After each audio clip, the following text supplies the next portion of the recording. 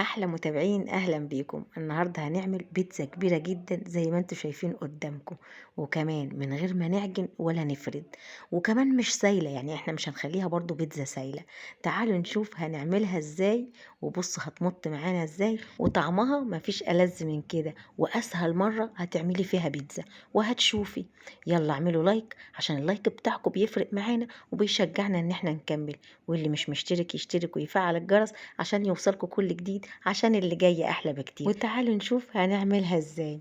اول حاجة بجيب الخلاط وهعمل صلصة البيتزا. 3 وحدات طماطم وقرن فلفل حامي ممكن تستغني عنه، وبصلاية كبيرة مقطعة، ومعلقة توم مفرومة كبيرة.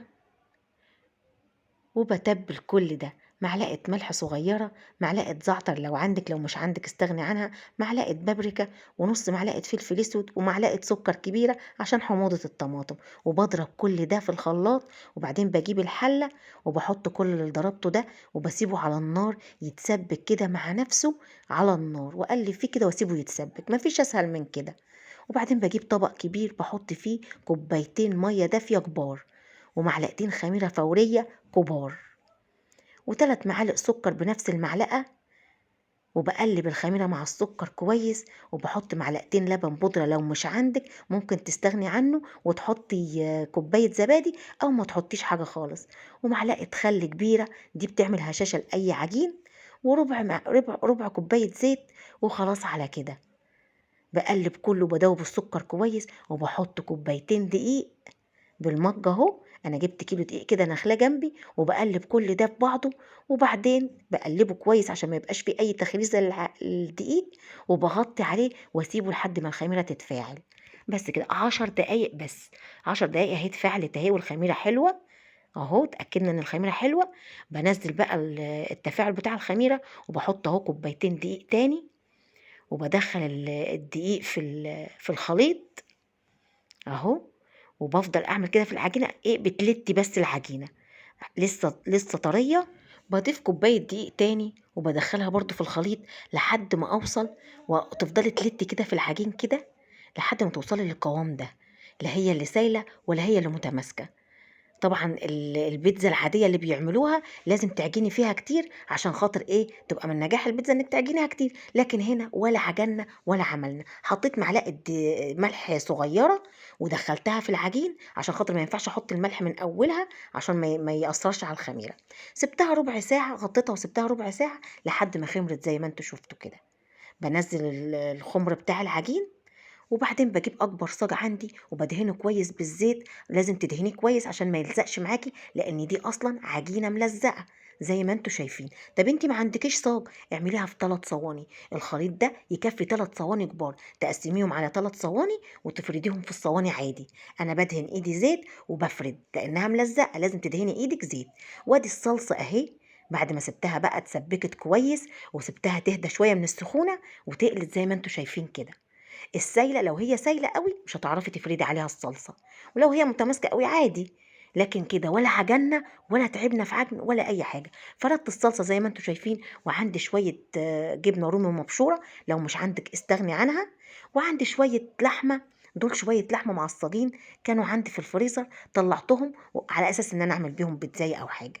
طبعا هم شويه قليلين ما كملوش حتى النص، حطيتهم في النص، والنص التاني هعمله خضار عادي. يعني ممكن تستغني عن اللحمه وما تعمليش لحوم وتعمليها بالخضار عادي، صدقوني ما فرقتش كتير. حطيت فلفل اخضر وفلفل الوان احمر، وبعدين زيتون اهو. اللي عندك حطي، دي اختياري بقى. اللي من فوق ده اللي عندك حطي، ممكن تحطي لانشون، ممكن تحطي فراخ مقطعه متبقيه عندك، ممكن تعملي اي حاجه تحطيها. هاخد بقى على الفرن، انا مولعه الفرن من قبلها، الفرن سخنه، حطيتها على الرف الوسطاني.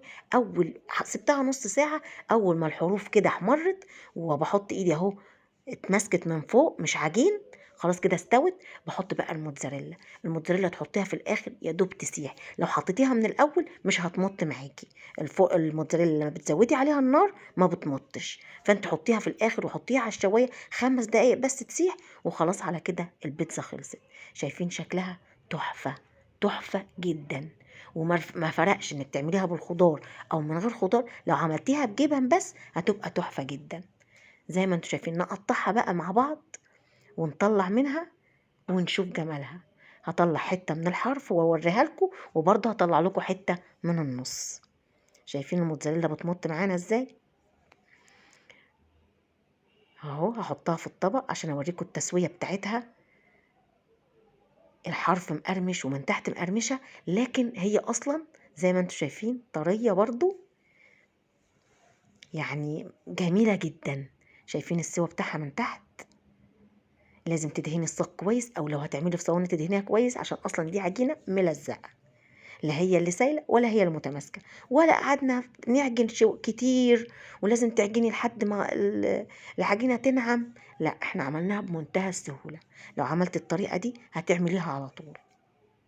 شايفين هتمط معانا ازاي؟ تحفة تحفة. الموتزاريلا ادام بتحطيها ويا دوب تسيح على الشوايه هتمط معاكي، لكن لو زودتي عليها وسبتيها في الفرن كتير مش هتمط معاكي خالص. تحفه جدا وطعمها روعه. ناس كتير ما بتحبش تعجن وما بتحبش اي حاجه فيها عجن. لو عملت البيتزا كده هتعتمديها وتعمليها كده على طول. يا رب تكون عجبتكم وتجربوها، وبالهنا والشفا لكل اللي يجرب. ويا ريت اللي تعجبه يعمل لايك، لان اللايك بتاعكم بيفرق معانا جدا وبيشجعنا فعلا ان احنا نكمل. مش هتخسري حاجه لو عملتي لايك، بس احنا هنكسب تشجيعكم.